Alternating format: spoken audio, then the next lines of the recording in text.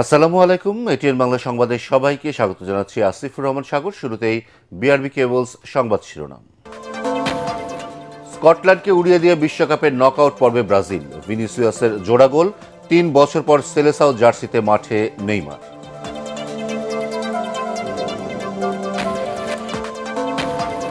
বিশ্বকাপের নকআউট পর্বে Switzerland, Canada, অপেক্ষায় বসনিয়া। হাইতিকে হারিয়ে পরের রাউন্ডে মরক্কো।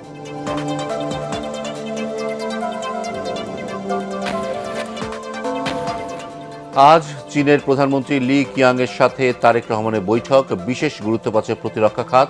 সামরিক সক্ষমতা বাড়ানোর মোক্ষম সময় বলছেন বিশ্লেষকরা। করের আওতায় আসছে মুদি দোকান, বিউটি পার্লার সহ 16টি ব্যবসা খাত। সংসদে অর্থমন্ত্রী। চিনি কলসহ লোকসানি কারখানায় উৎপাদন করা হবে বিকল্প পণ্য। বাণিজ্য মন্ত্রী। শুনছিলেন বিআরবি কেবলস সংবাদ শিরোনাম, এবার বিস্তারিত। শুরুতেই আনোয়ার সিমেন্ট ইস্যিট বিশ্বকাপ সংবাদ।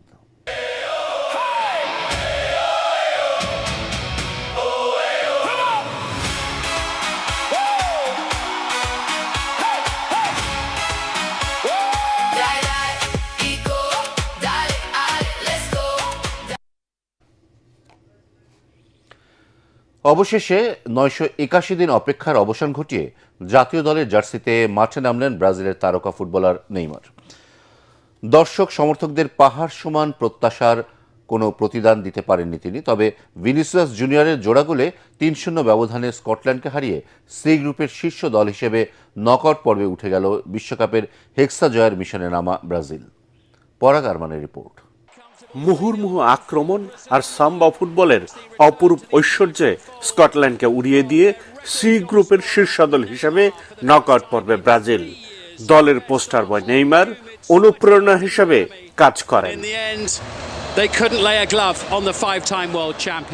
স্কটল্যান্ডের নরবরে ডিফেন্সের সুযোগ নিয়ে মায়ামির ফক্সবোরো স্টেডিয়ামে ব্রাজিলিয়ান ফুটবলাররা যেন প্রজাপতির মতো নাচতে থাকেন।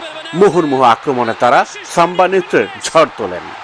খেলার 7 মিনিটে স্কটিশ ডিফেন্ডারের ভুলে বল পেয়ে সোজা জালে পাঠান ভিনিসিয়াস জুনিয়র। পঞ্চম ব্রাজিলিয়ান হিসেবে বিশ্বকাপের গ্রুপ পর্বের সবকটি ম্যাচে গোল করার রেকর্ড গড়লেন তিনি। হাইড্রেশন ব্রেকের আগে 24 মিনিটে আরেকটি গোল করেছিলেন ভিনিসিয়াস, কিন্তু স্কটিশ ডিফেন্ডারকে ধাক্কা দেওয়ার অপরাধে ভিএআর প্রযুক্তি তা বাতিল করে দেয়।